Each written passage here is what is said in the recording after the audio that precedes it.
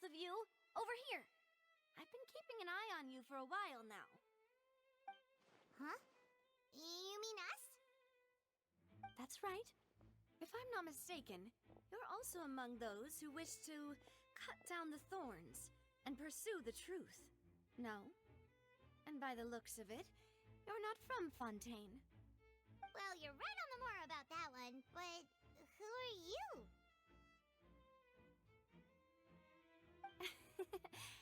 Have you never heard of the Spina di Rosula? From mediating disputes and providing protection to solving conundrums, you name it, Spina di Rosula does it. And I, Navia, have the honor of being its renowned president. Though those who play by our rules call me boss. I'm Silver, her attendant. Pleased to meet you. And I'm Melus. Demoiselle's various daily needs and affairs are under my purview. Huh? Boss? Demoiselle? What gives with the names?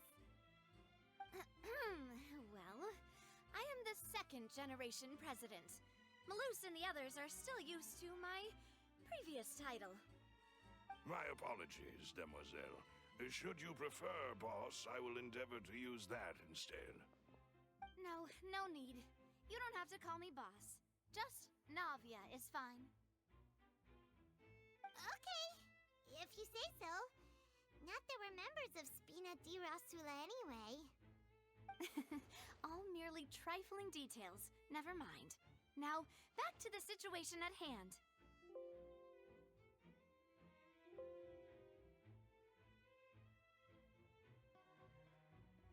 That's right. I've always kept an eye on the serial disappearance cases. My interest stems from a matter back from my father's time. Judging from the look of things, I find Linny an unlikely mastermind. Really? We think so too! That's why we're looking for clues now. But how did you come to that conclusion? Intuition, naturally. My unparalleled intuition.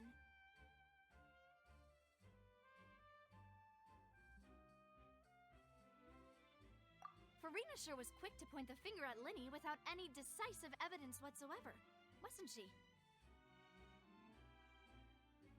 But that's not uncommon for her. If you remember, the Justice had to interrupt her and ask if she was pressing charges just to keep her from getting carried away. Anyway, a trial begins the moment someone levels charges. And, of course, there was no way Farina was going to back down in that situation. Sounds more like you just don't trust the Hydro Archon. Well, what's your opinion?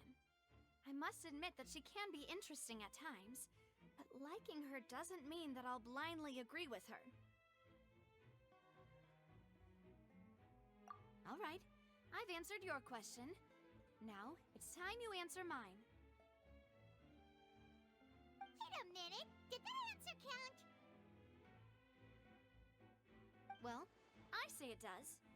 But don't worry, you won't hear any pointless questions from me. In your opinion, do you think it's right to treat a trial like it's an opera?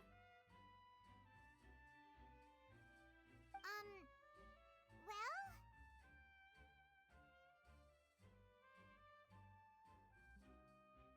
And why would that be?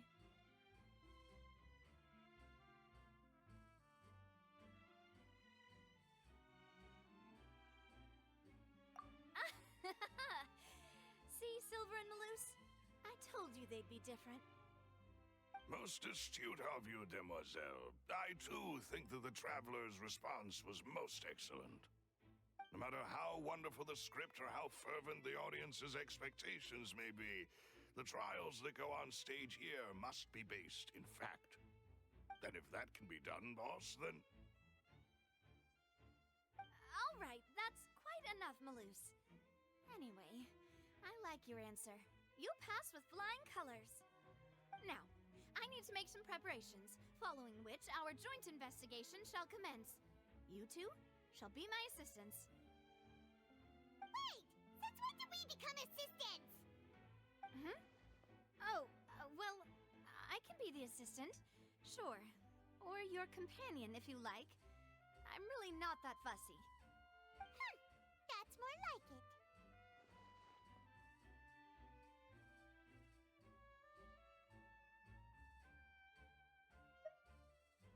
Far be it from me to brag, but I believe that Demoiselle's intuition will be instrumental in You wish to save a friend from false accusations, and we wish to unravel...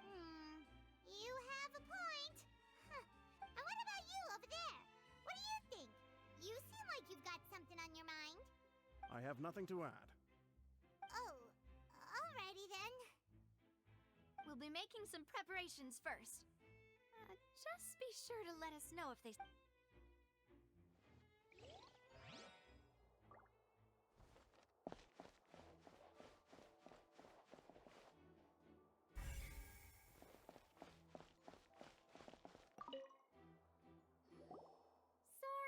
but no one can freely enter or exit the Opera House at the moment.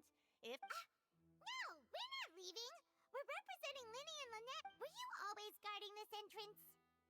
Yes, after the Chief Justice gave the order, everyone coming in or out must undergo a strict inspection. So, the missing girl couldn't have left from here. At least, not from that point on. I doubt there was much opportunity then either. How can you be so sure? Well, because I was in charge of security, I couldn't see Linny's performance from here, which was quite a shame. But still, I did not abandon my post, and I stayed put no matter how loud the applause was. If someone had so much... We Melazines are good at that sort of thing, you know. So, it's safe to say the girl couldn't... Alright, thank you for your help. This'll be useful info.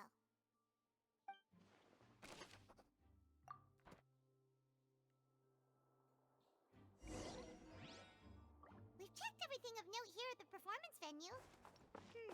Paimon wonders how Linny's discussion with the guards is going. Let's go see, shall we? Ooh, things are getting interesting, huh? We're about to see how magic is made.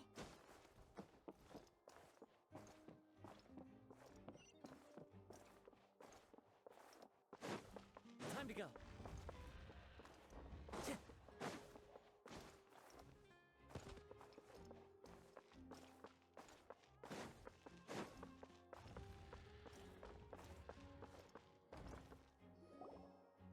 Understood. Then I will be going with you. Just so you're aware, I will be monitoring your actions and making notes as necessary. Very good. Thanks for being so agreeable. I'd pull a rose out of my hat as a gift for you if I could. You may spare the pleasantries. I'm just doing my job. You've arrived. Who's this? Me? I'm Spina di Rosula's guardian angel. If you've got a problem, I've got the firepower. Sorry, I got a little carried away there. Call me Navia. I'm a partner of theirs, and we'll be helping, and these are my companions. Would you mind if they join? Fine by me. Oh, new helpers? Well, let's just say we're tagging along. It's not every day you get to see the I appreciate your kind interest. Come with me. We'll be heading below stage.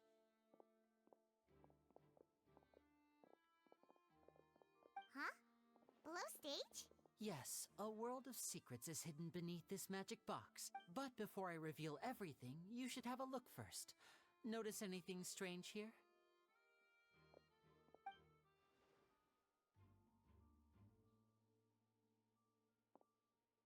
I'm not trying to be dramatic. Remembering the details of a trick will help you understand. Huh. Weren't there balloons and other decorations here? Where did all that go? Ah, good eye. That said, you're still far from discovering the... The back? You mean the inside of the door?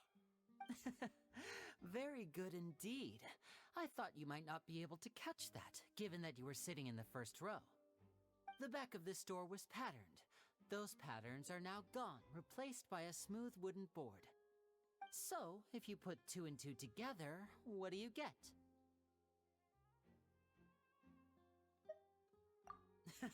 Exactly. All right, let's go. I'll tell you how it works as we head down.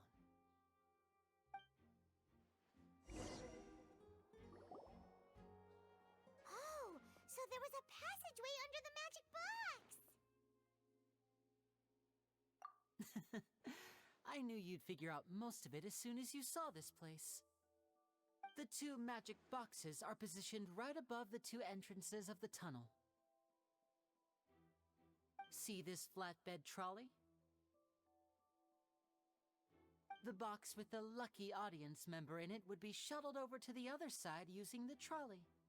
This trolley can raise and lower and even rotate, ensuring that the box will face in the right direction. I see. So that's the purpose. Precisely. The inner box would descend after... So that's how you did it! Once the box was lowered, the trolley would store some energy. The audience member would only be able to feel some slight movements in the dark. Right! You were talking that whole time, and you... Ah, yes. A phonograph operated by Lynette was used. My assistant and I had already scripted our conversation beforehand. When the countdown began, I had already... And what about Lynette? I was in the mezzanine space in the back of the box. Oh, interesting! That's how we were able to coordinate Linny's lines with the assistant. And, by the way, I was the one who walked out of... I mean, we are twins. All it takes is a change of clothes and no one can tell who's... And that's my favorite part of this trick. Only... So that's how it all worked! What? Lynette would briefly walk out of the box and then go back in, jumping into the tunnel and escaping before the box on the trolley could finish ascending. And then I walk out of the other box in the audience area, and the trick would be complete. The operative word here being would. But as you saw, Cal was in the box, not our audience member. She, on the other hand, mysteriously vanished. We really don't know how that happened. If not for that interlude, this would have been an astonishing trick. I probably never would have figured out how you pulled it off. And yet, to think that someone was able to use this magic trick to commit a crime. Could we have a look around? I think we can come up with some more leads. This is the scene of the crime, so Linny and Lynette are not permitted to stay here. I'll escort them back up. Yes, of course. No need to be so strict now. I won't disappear into thin air, you know. Thanks, everyone. We're counting on you.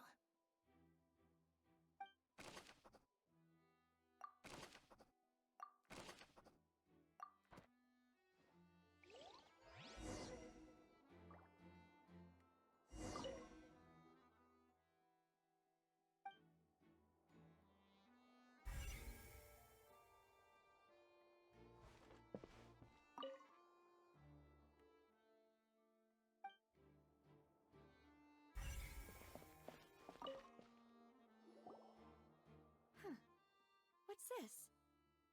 Looks like a hook tied to the end of a rope. Huh? Perhaps it was a prop for a different trick. Whatever it is, let's...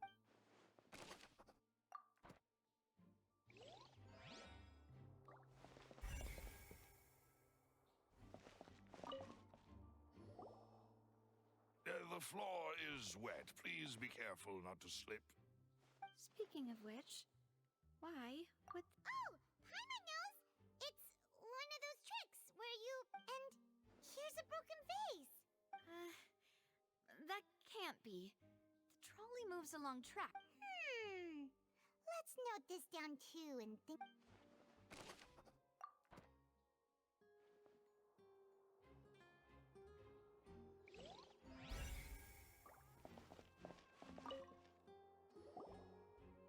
Oh, these are the clothes that the lady chosen from the Her clothes are here, but she's nowhere to be found. Right!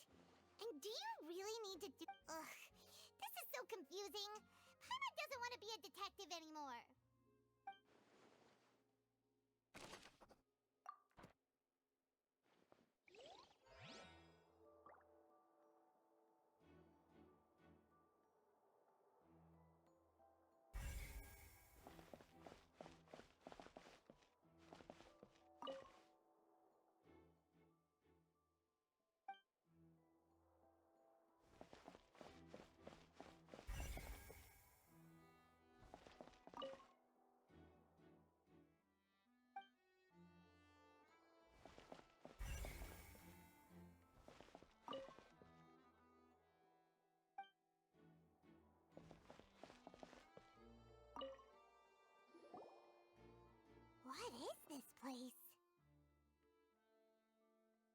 It seems someone could fit through here. Huh. Could this have been the suspect's escape route? Alone, perhaps. But if they had to pull another person with them, the space would be too narrow. But there are no other ways in or out of here.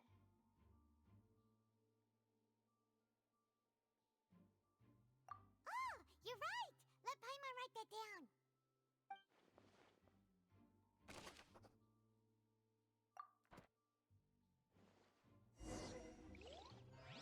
Seems we're just about done investigating down here. Yes. Let's head back up.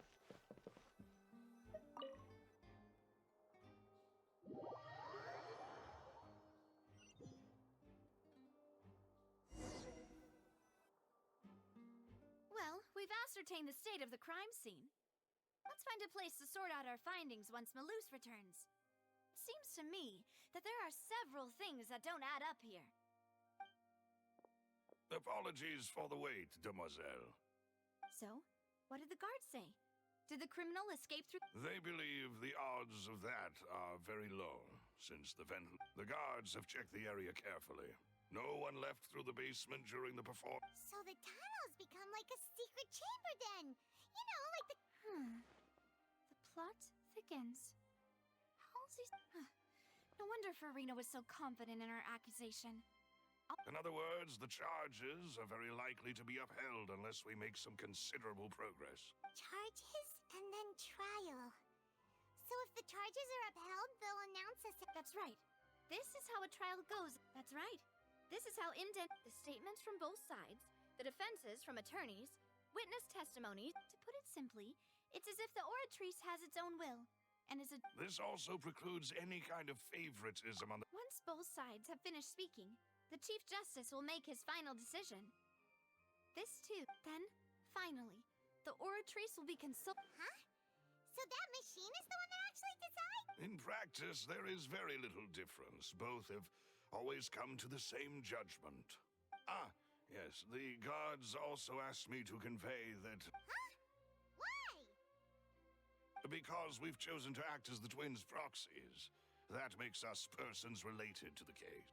They're concerned that we might be colluding with outside parties, or that we might find outside help to disrupt the case.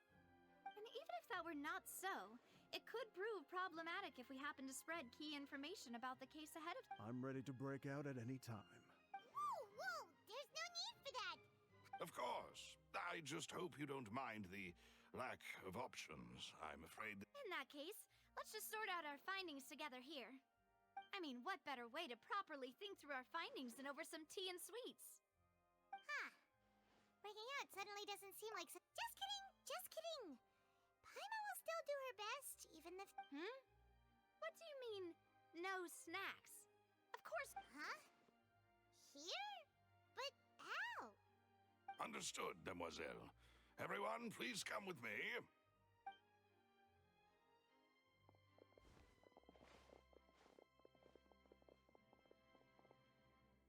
Wait, you're carrying a portable stove with you? Yes, I must be prepared to meet the demoiselle's baking needs whenever the fancy strikes her. I have eggs, sugar, and almonds at the ready. Good work, you two. Then I'll get to it. Please sit tight for a moment. You'll get to taste... These three are quite the interesting group.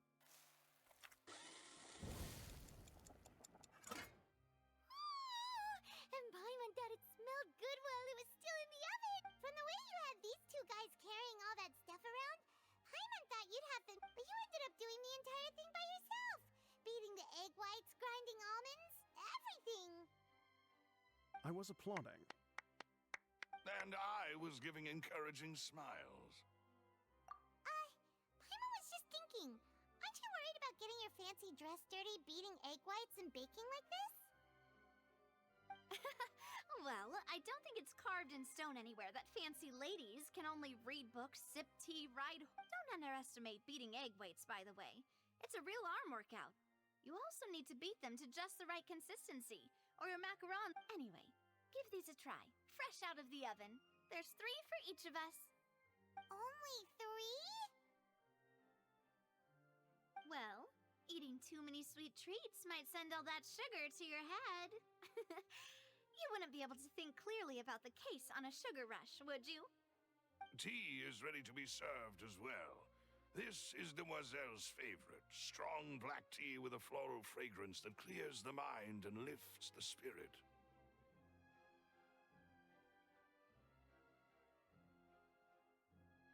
No need for concern, I merely... All right then. Down to business. However, we can assume that Linny and Lynette were not alone within it. The magician twins could have committed the crimes, of course, but they lack any logical motive. Exactly! Why would they do such a thing right when everyone was watching?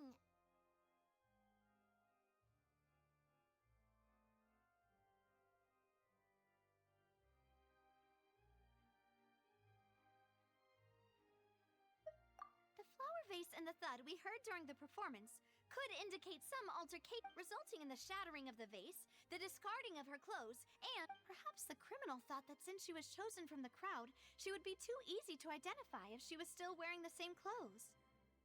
Paimon thinks that makes sense, but the real trouble is...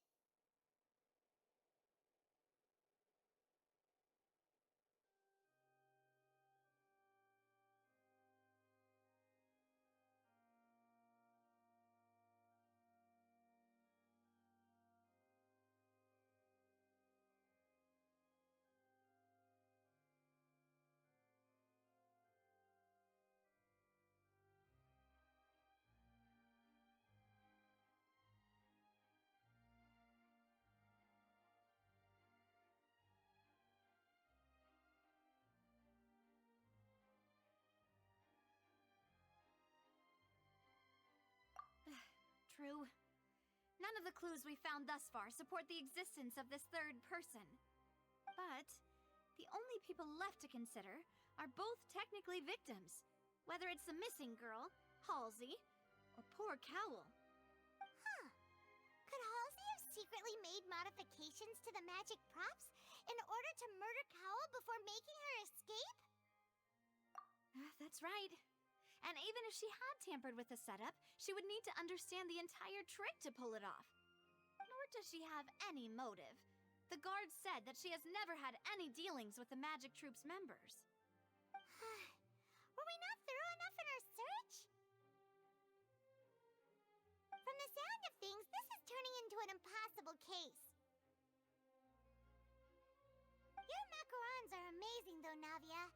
They smell great! They're nice and crisp and super sweet. They are my specialty after all. And I see you've already had 5 of them.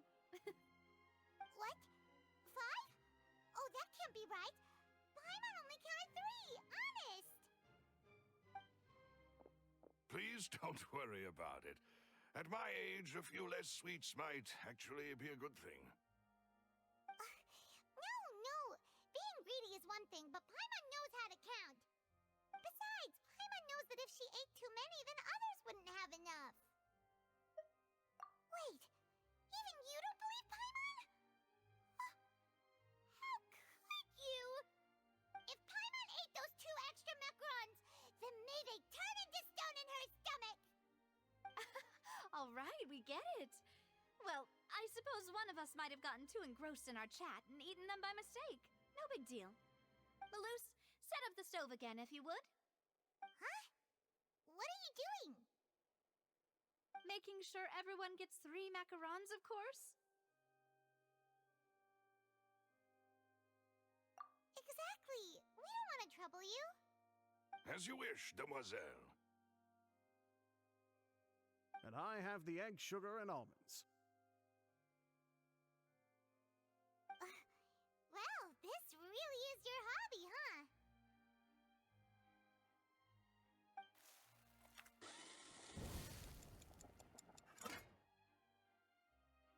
Well, that's it for snack time. I'm going to have another look around the area. I don't know what we're looking for yet, but we've still got some time. As attorneys, I suggest the 2 of you think the case over again. It would be awkward if you got all tongue-tied on stage during the trial. Alright, thanks for your help, and for the snacks. It was nothing. A small task for the Spina di Rosula. Silver, Maloose, it's time to go. I'll be back if I find anything new.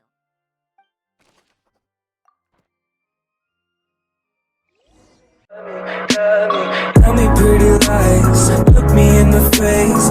Tell me that you love me, even if it's